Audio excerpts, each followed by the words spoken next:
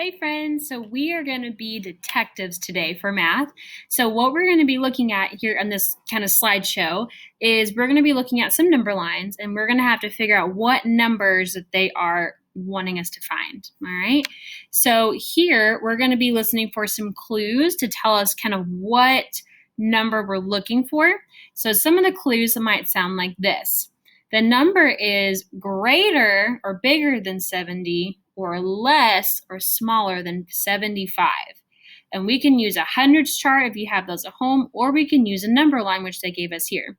So it said it's greater than 70. So they circled a 70 and pointed an arrow going this way, meaning it's going to go it's going to be above that number, and then it's less than 75, so they circled 75 and pointed the other way.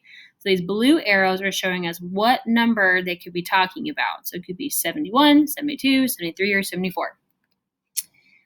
All right, now the next slide shows us how we can figure out a number using a hundreds chart. So their clues for this one was a number that's less than 20 and it has a 7 in the ones place. The ones place is the first spot in a number, or the second spot in the number. So here we use a number, using the hundreds chart, they highlighted the numbers that are less than 20. Now we have to look at numbers that have a 7 in the ones place, which are the blue. So our mystery number could be 7 or 17. Now we're going to give it a try. So a number that follows these clues is smaller than 54 and it has a 5 in the tens place. Smaller than 54 and has a 5 in the tens place. So looking at our number line here, there is the number 54, and we know if it's less than that, we're not going to go over here, but we're going to stay in this range. Now, this could be quite a few numbers. It has a 5 in the tens place, so it's going to be in that 50s line. So it could be either 51, 52, 53. Can't be 54 because that's not smaller than 54, and it can't be anything over here because that's too big. So we have any possible mystery numbers could be 51, 52, or 53, or 50. There's the next one. This number is greater than 59, but less than 65.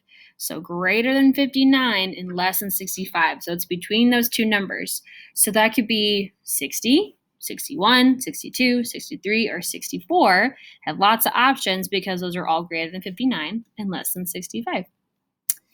Let me skip. Okay, we got two more. Perfect. All right, this next one, the number is between 23 and 30. So that's kind of our range, 23 and 30, and there's a 7 in the ones place.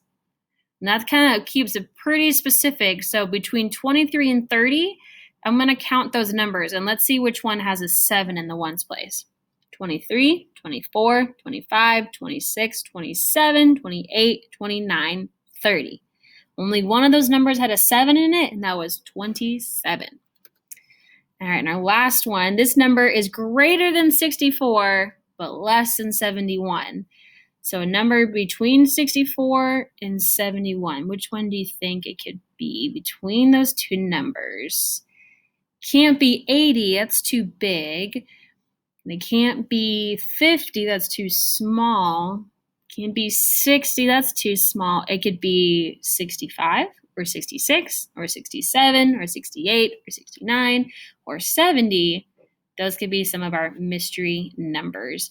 And so what I want us to get from this is on number lines and our hundreds charts are going to be really, really helpful tools as we are comparing numbers and putting numbers in order and from smallest to greatest or greatest to least. And so really make sure that you guys are able to find numbers on your hundreds chart, able to put them in order using a number line. Those number lines, man, they are very, very helpful.